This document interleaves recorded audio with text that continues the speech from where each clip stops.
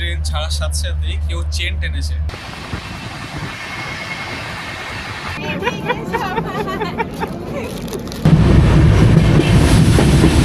না, 90 টাকা তো আমি 90 টাকাই দেবো।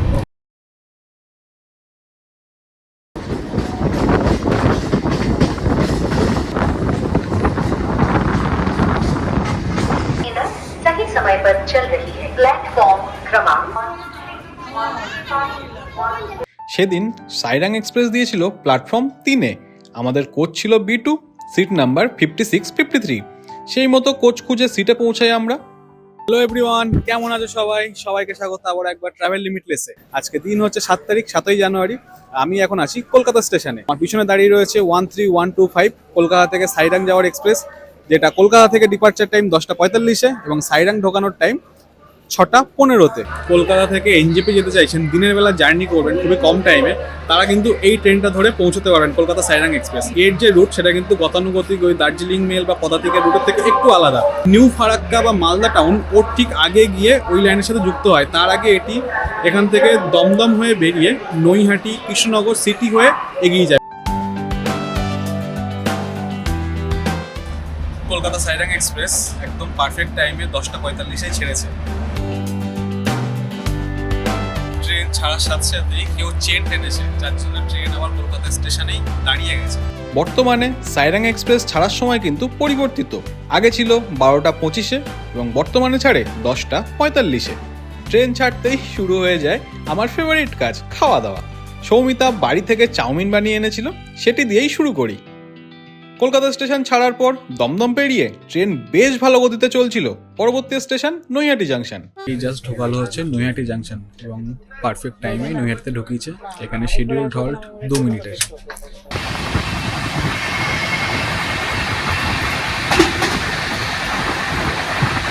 ট্রেন এখন বেরোচ্ছে কাঁচরাপাড়া জাংশন। ট্রেন জার্নিতে কামরার ভেতরে বসতে যেন মন চায় না। কখনো গেটের পাশে এভাবে দাঁড়িয়ে বাইরের প্রকৃতি দেখে ও কখনো গোপাল ভাট দেখে সময় কাটে আমার। ট্রেন এখন এই ঢুকলো কৃষ্ণনগর সিটি জাংশনে।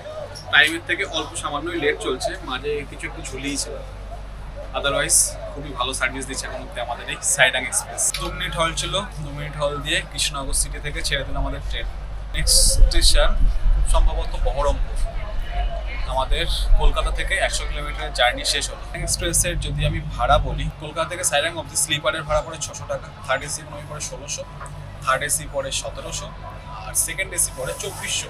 বাট এই ট্রেনে কিন্তু কোনো ফার্স্ট এসি কামরা নেই। সাইরাং এক্সপ্রেসে যদি আপনারা এনজেপি অব্দি জার্নি করেন, তাহলে এনজেপি অব্দি আপনাদের থার্ড এসি ইকোনমির ভাড়া পড়বে ওই কম বেশি 950 থেকে 1000 টাকা। ওয়াশরুমের ব্যাপারে বলতে হলে আমি বলতে বাধ্য হচ্ছি, পুরো জার্নিতে আমার ওয়াশরুমটি খুব বেশি নিট অ্যান্ড ক্লিন মনে হয়নি। টাইম মতো বিভিন্ন স্টেশনে ওয়াশরুম পরিষ্কার করা হচ্ছিল বটে, তবে সেটি মন মতো নয়। কৃষ্ণনগর ছাড়ার পর আবার শুরু হয়ে যায় খাওয়া দাওয়া পর্ব।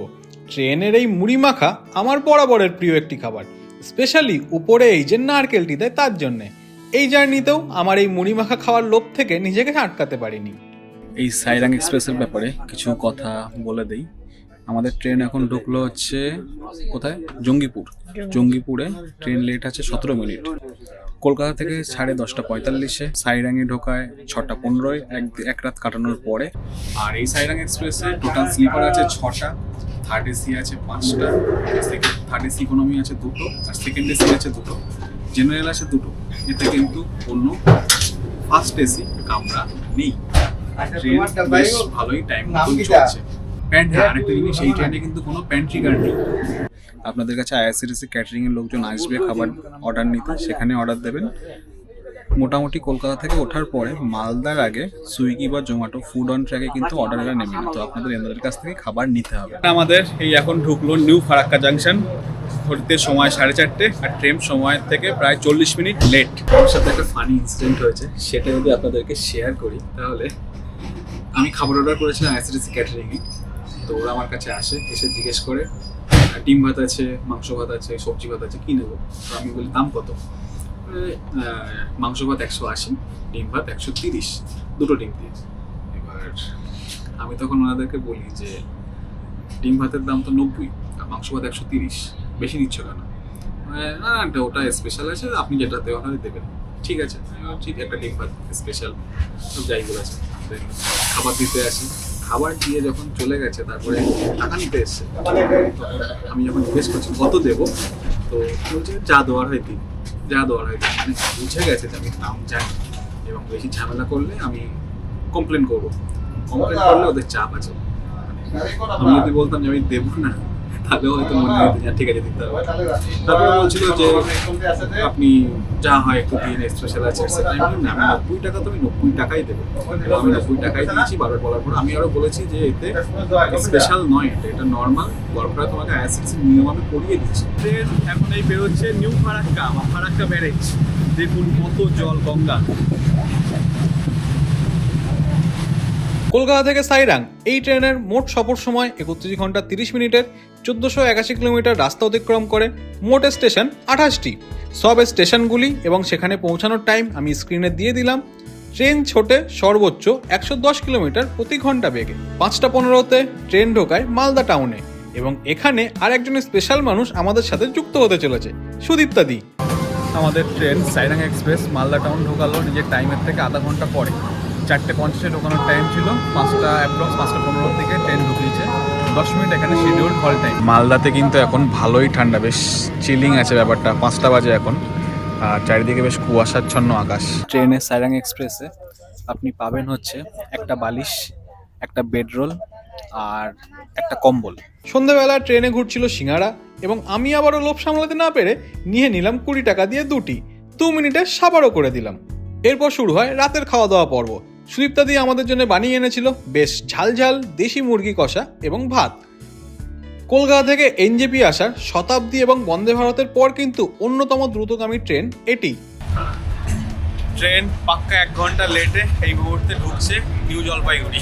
কলকাতা থেকে ছেড়ে এনজেপি ঢোকার টাইম এই ট্রেনটার 9 ঘন্টা 45 মিনিট, সেটা অলমোস্ট 11 ঘন্টা নিয়ে নিল ট্রেনটা।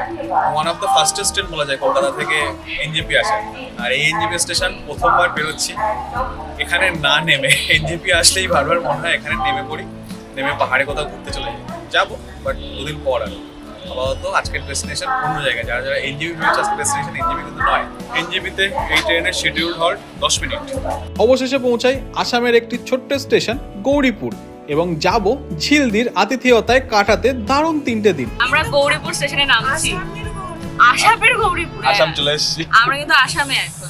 ফাইনালি শেষ হলো আমাদের সাইরাং এক্সপ্রেসের জার্নি। আজকে লাস্ট স্টপেজ অবধি গেলাম না, সাইরাং অবধি নামলাম হচ্ছে গৌরীপুরে। এখানে এই যে সায়নদা সুদীপ্তা দিয়ে আছে, এনাদের বাড়িতে আজকে যাবো। এনাদের গেস্ট আমরা, এই যে দুজন, আর আমাদের সুদীপ্তা দিকে আমরা নিয়ে এসেছি। চলো, এই অবধি ছিল কলকাতা থেকে সাইরাং এক্সপ্রেসের জার্নি। রাত বাজে এখন 1:06 আর ট্রেন আধা ঘন্টা লেট আমাদেরকে এখানে নামালো।